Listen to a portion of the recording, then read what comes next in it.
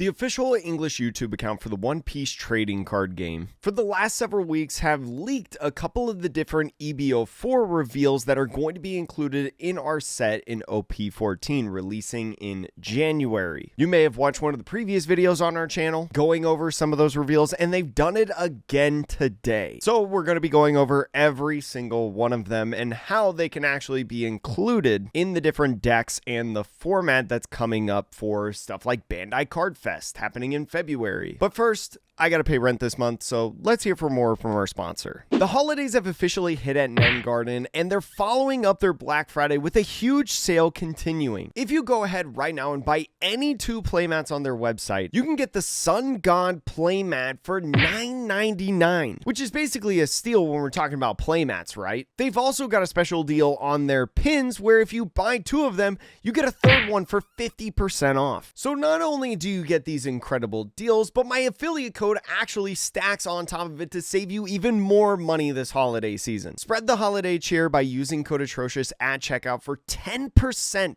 off your order on these already great deals. The link to Nen Garden's website will be in the description below, and thank you so much for supporting one of our great friends here in the community. Happy holidays to you, and let's get back into the video. So in this video, first they talk about some of the new cards that are in OP14 that we already know about and have seen at some of the Japan championships. Going over blue and a little bit of yellow in Jinbei and Boa Hancock, the 2 blue leaders in the set. But then they start talking about some of the new cards. So the first one we're going to talk about is a 5/7 special Boa Hancock. This has no counter on it, so is a brick. On play, draw 2, trash 1 from your hand. Just honestly a generically good draw, right? You don't have to fit any other conditions like life or anything like that. But this character also has a trigger. Play up to 1 character with 5,000 power or less and a trigger from your hand. Now, I think the trigger is the most important part of the card. Sure, the Boa Hancock on play effect is pretty good, right? Some hand filtering, trying to find some other pieces, etc. But with that trigger, what we've seen in Boa Hancock consistently in what the deck is built to do in OP14 is that you have a ton of triggers that play out different characters from your hand or even onto the field. Right, if you've watched my videos in the past week, we're going to take a look at the Boa Hancock list that got 2nd place at the Tokyo Championships as an example, especially because it doesn't really use any EB03 cards, so you can pretty much just take this and play it day 1 in the West once OP14 releases. Right, so what we saw in the championships this past weekend is that especially on the even curve, going on your 2nd Dawn turn, you go with this Boa. The starter deck Boa from the Doflamingo starter deck is so good being able to put 3 cards onto the top of your deck in any order or maybe even bottom. And frequently throughout the championships, we saw this Gorgon Sisters card in the top 3, which was set up so then inside that top 3 you would play your Kuma on your 3rd turn, right, your 6th Dawn turn, and be able to add the Gorgon Sisters into life to then, because of the Gorgon Sisters trigger, play it onto the field. It's an easy way to cheat out this big 6-cost character. It costs a lot to do traditionally. And look, this Boa Hancock trigger, being able to play a character from your hand of 5,000 power or trigger, is not necessarily a new thing to the Boa deck. But the big thing that I want to mention about the deck list is you now have another card that can play out this Gorgon Sisters from the hand, right? As a character with trigger and 5,000 power, right? Some of Boa's best characters that we've seen are 5,000 power or less. You talk about the Marguerite, right? Has a trigger and 5,000 power. We saw this as a whole playset in the 2nd place list, and I truly think that this is a good card within the deck. You've got Rand, right? Which with that activate main is a consistent way to get your leader effect off. You've even got a 2K body in Shaku Yaku, right? As a 5,000 power character with trigger. And in terms of some of the other cards that can play out those characters, Boa Hancock, right, can play out all of those different characters. The You'll Frighten Me as a trigger can play out all those characters. Now here's a 3rd card that you can add into the mix, and I think personally takes the place of Kiku Nojo in this build specifically. I'm sure there's another place where you can slot this card, right? Maybe take out 1 more Boa Hancock, maybe go to 3 copies or something like that, to where it's not necessarily an ideal 5 cost turn, but especially with that trigger to be able to cheat something out onto the field, there's another opportunity to swarm the field with different bodies. I don't think you really need to play this anymore, in my opinion. It's also, especially as a brick in your hand, is really easy to filter out sometimes with stuff like Marguerite, right? Where you, like Saint Chalria in the Emu deck,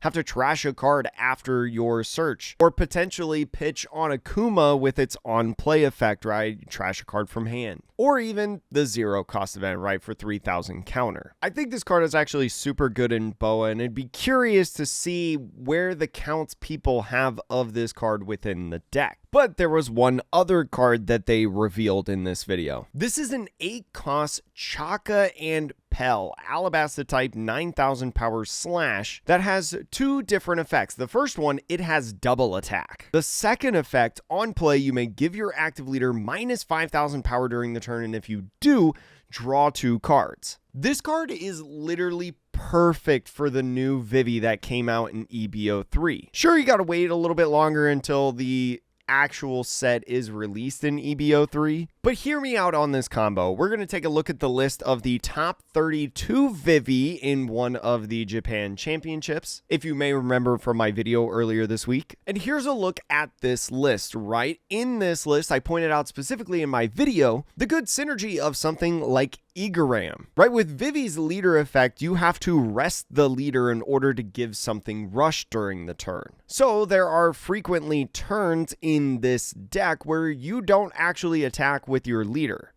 Your leader can attack, but it doesn't have to. So with this EB04, minusing 5,000 power on your leader when you specifically want to use your leader effect to give something rush, or minus 2,000 power on a character, is not actually that big of a deal, right? Because it is only during your turn. When you pass it back to your opponent, your leader goes back up to 5,000 power. You don't care if it's a 0 power leader because you're just going to rest it anyway and not attack. This Chaka and Pell right here can be utilized in the same exact way to not only draw 2 cards, right? Which, as a partially red deck, you are always susceptible to running out of cards in hand, being starved out. This is a nice way to get +1 card in your hand after playing it down, right? You play 1 card that's -1 card in hand, but then you draw 2, that goes up to +1. Because this card doesn't have a when attacking effect though, it'll gain rush when you use Vivi's activate main, which means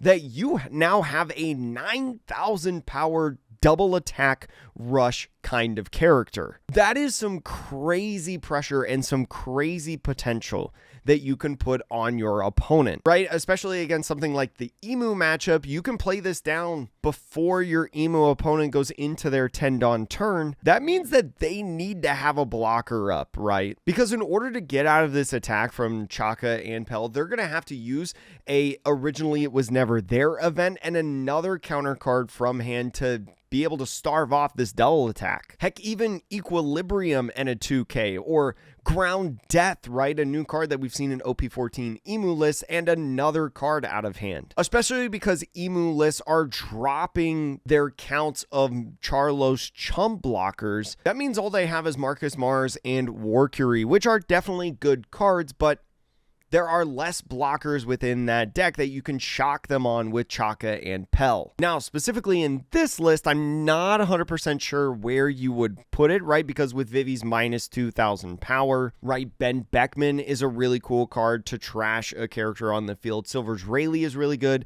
to have some removal potential. Also with the Bomb Shanks. And I don't know, Kaido's value of drawing 4 cards is like really good. So I'm not sure if you would change anywhere in the top of your lineup to be able to fit this card in, but I think the potential of Chaka and Pell within this deck is so good. I think that this card can provide so much value in the deck, and if it has an alternate art, it might actually be pretty cheap because Vivi and EB03 doesn't come out until February, a month after OP14. So there's your secret quick market watch, right? The final card we'll talk about has actually been revealed for a couple days, but I haven't talked about it on my channel, so in case you do not know about it already, it is Issho. Issho, with a Dressrosa Navy typing, is a 5-cost, 7,000 power slash type character with an on-play effect. You may trash 2 cards from your hand, and if your opponent has 6 or more cards in their hand, they put 2 cards at the bottom of their deck in any order, not just 1 like we've seen in a lot of these different decks like Shirahoshi, right? This is 2 cards at the bottom of the deck. But this card also has a Dawn ×1 when attacking. If you trash a card from your hand, you can give an opponent's character minus 2,000 power during the turn, right? The first thought everybody had with this card is Kuzan, right? Blue Kuzan, which not ultra surprising. With Kuzan's leader effect being anytime you trash cards from your hand because of a Navy cards effect on your side of the field, you get to draw that many cards. This is essentially a 5-cost character that has multiple different filter effects because of the on play and when attacking. So there is valuable reason as to why you would want to put this card in your deck. But real quick, let's look up a Kuzan list. Right, let's take a look at Ryan Kai's list, a great content creator, by the way. Love his gameplay videos. You should definitely go watch them. The big thing about Kuzan is, especially when you go on the odd curve of 1, 3, 5, you first of all don't get to play some of your valuable 6-cost characters in Kuzan, in Sakazuki, in Jozu. So you gotta wait until your 7 Dawn turn and then another turn to be able to play your Garp. Your best option being something like Borsalino, which in the ground death format with Emu is really hard to do. And so now you have a good 5 Dawn option to be able to play, right? Because on a 4 Dawn option or a 3 Dawn option, you're more than likely doing Sengoku. Sure, the blocker is valuable and he becomes a 6k, but Issho provides a lot of value being a 5-cost, 7,000 power to be able to swing. And that's my thoughts on these 3 cards that were revealed. Let me know your thoughts down below and maybe what decks you're excited about, or if it gets you any more excited to play any of these decks in the upcoming formats, and more content coming on the video soon. Thank you so much for watching. See you later.